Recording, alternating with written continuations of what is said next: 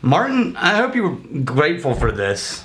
Hold on. The ball's on you. The ball's on you. We gave him 5 episodes. The ball's on you. The man sent us a not insignificant amount of money, and then you say, Martin, I hope you're grateful. Which, okay, the more change that. The more that I think about Martin, it, yeah. I hope you're grateful.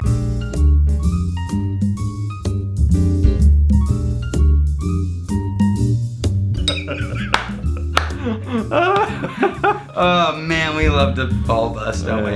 Okay, welcome to the Whiskey Vault. It's Monday, and we're doing the very end of Martin Haberdick. Martin, you magnificent patron saint to whiskey. Okay, so this is what he wanted to end with. Yes. A peated scotch. Okay. From a distillery that didn't traditionally make peated scotch. Hold on. Oh, damn. Damn it to hell. Son of a bitch. So good! Son of a bitch snack. Okay, so this is the AnCnoc distillery, which was formerly the Knockdo distillery. Just making up words. And it still is, I think, technically the Knockdo distillery. Oh, the honey, the brine, the earth, the savory peat. So it's a Knockdo distillery, the AnCnoc whiskey. And they traditionally, so what happened is way early on, this distillery likely made peated whiskey. And then over time, plants. It became the traditional Highland unpeated kind of friendly whiskey from Knockdo. Chlorophyll. And then now they've started this whole round of releases, returning to their roots, releasing peated whiskeys. Okay. And this one's pretty high on the peated list. Like a sharp cheese. This is Cutter. This is 20.5 parts per million peat. Sharp cheese with the smoke. And smoked sharp cheese. That's named Cutter because that is a tool used to cut peat in the peat bog. It's just. Is that the? That's what it makes. Noise. Because it's kind of muddy and soft. Oh. And then there's. But it's fruity. Yes, I was gonna behind all the smoke. I was gonna say floral. I was gonna say floral behind the smoke. What do you mean by floral? Like what kind of flower? The kind that smell like this. That's singularly unhelpful. Man, I'm very. Man, the nose on this I could live with all day. I can name maybe like 4 or 5 flowers in the world, and I don't think many of them have a smell. Tulips, roses. Is it more rose or more tulip? I set the bar at 5. That face on Rex is like the spinning wheel on a Mac. I set the bar at 5. We got tulips. We got sunflowers. Sunflowers? That's a weed. Roses? It's a weed that flowers. Tulips? It's a weed that flowers. Chrysanthemums? Is that one? You can't pull off your own measurement. Wait, is that a flower? Do you not buy flowers for your wife, Rex? Is that a flower? Chrysanthemums. Daisies. Okay, there's your fun. Smells like daisies. It doesn't smell like daisies, you idiot. It smells like, if you're gonna pick something, it smells like honeysuckle. Honeysuckle. Or jasmine. Remember the jasmine tea? Look you ever at have jasmine look tea? at this guy getting fancy with the flowers. Yeah. You ever have jasmine tea? Yeah. Yeah. What am I, an animal? Of course. We're not savages. We've had the jasmine. So, for the record, we're never drunk during reviews, but this is one of the rare times where Chad's going on vacation. We've had to stack up a lot of reviews. I mean, we're not drunk, but we're tired. We're directionally, I think if we did 2 more reviews. Oh man, you know what's great about the taste is that the peat does not overwhelm the taste.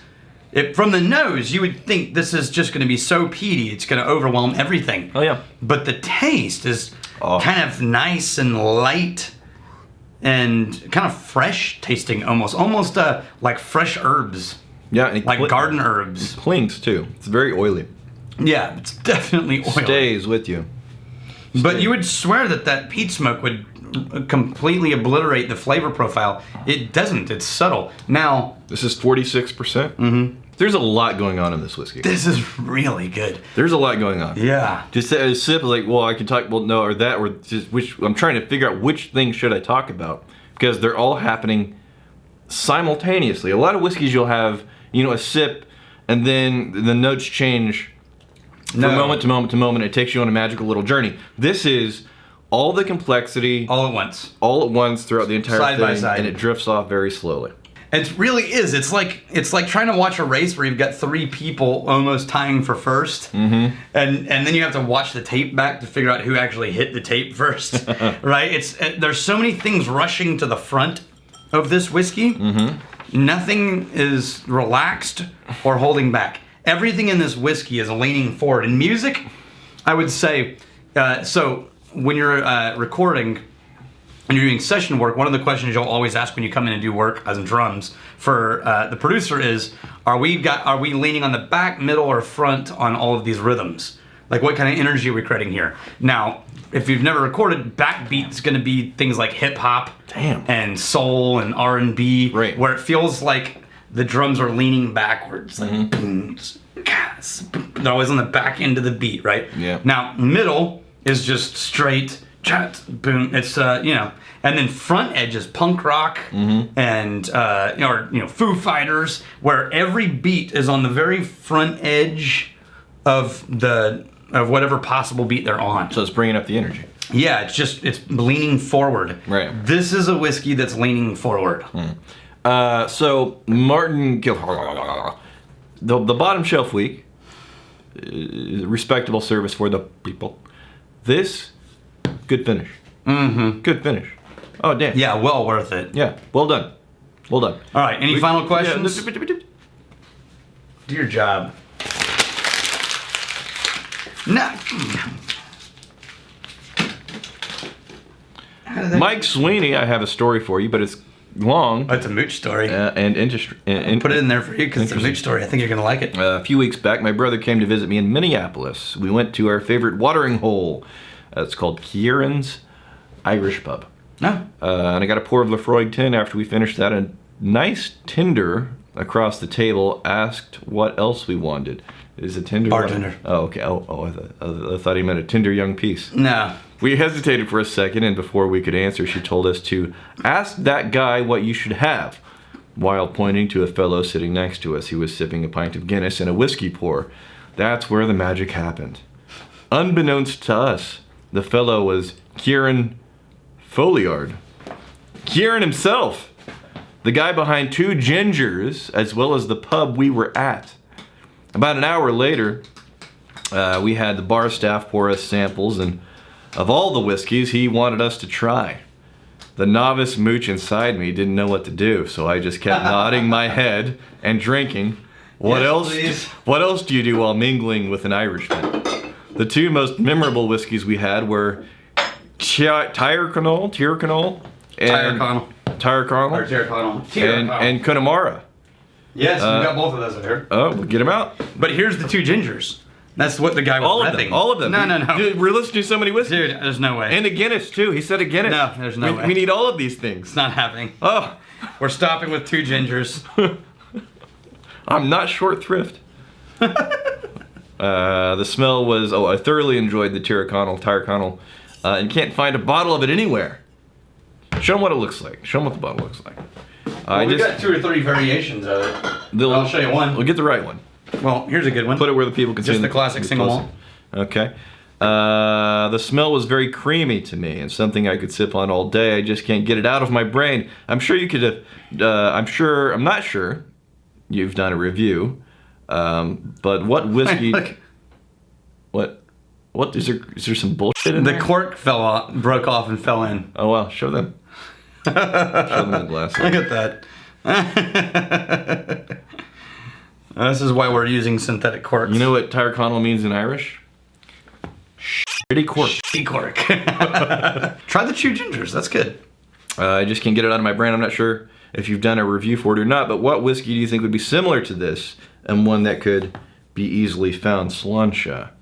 So Tyrconnell is the one he can't find a bottle of, but he wants something similar. This is Two Gingers? Yeah. What do you think? Oh, yeah. What would be like that you could totally get? Of all the budget lines, I would say one of the Tullamore Dews is going to be closest. Wow. To that. You know what? That is Because Kilbegan's where it's made, but I don't know how easy it is to get Kilbegan where you're at. So Tyrconnell, that is simultaneously, it sounds weird, it sounds impossible, thin and creamy. Yeah, who knew? All right. This is the Phil Alth. Come on, people, just names. Human names. All right. Phil OU3. Is Aberlour a good whiskey? It's the only bottle of whiskey I own. I don't think it tastes good at all. Really? Am I just better staying in rum or trying another kind? So, yeah. You shut your filthy hole. You're gonna answer this, huh? I gotta answer this. You got really cocky after you killed the eagle. Oh, did you see the text I sent you from Yosemite? No. The 2 things that I found? Oh, I did. Yeah. Battle commence. Cash found them. Here's how much I don't pay. Cash came up to the register and he's like, Dad, you need both of these. He's holding them in his hands. They're weapons for the bear and the eagle. Yeah. Here's how little I pay attention to you. You send me this picture. And I see the things, it's bear and eagle, and it says Yosemite on it. It's like, why does it say Yosemite? I'm in Yosemite. I don't know. Oh, no one cares about me. I'm not listening. Okay. Is Aberlour a good whiskey? So the best whiskey is the whiskey you like to drink the way you like to drink it. Yes. So for you, it may not be a good whiskey. Yes. For other people, they adore Aberlour. It's an amazing It's considered a gold standard of sherry scotch. Whiskey. Now, if you don't like the whiskey, doesn't mean anything. Doesn't mean anything. Yeah, there's such variation in the world of whiskey that there's any number of things that you could potentially like that are a million miles away from the Aberlour. Yes. So just because you didn't like that, no, that is not an indicator of whether or not you're going to like whiskey. Yeah. But if you like, if you like rum, camp out in rum. If you want to expand your horizons, then no, don't be worried. There's tons of potential offerings in whiskey that you can fall in love with. Yes. Yeah. Here's to fighting, stealing, and drinking. If you fight, may you fight for a friend. If you steal, may you steal a lover's heart. And if you drink, may you drink with us. Hey, thanks for hanging out with us in the Whiskey Vault. Don't forget to throw in a like, hit that subscribe button on the bottom right, and drop a question or comment down below.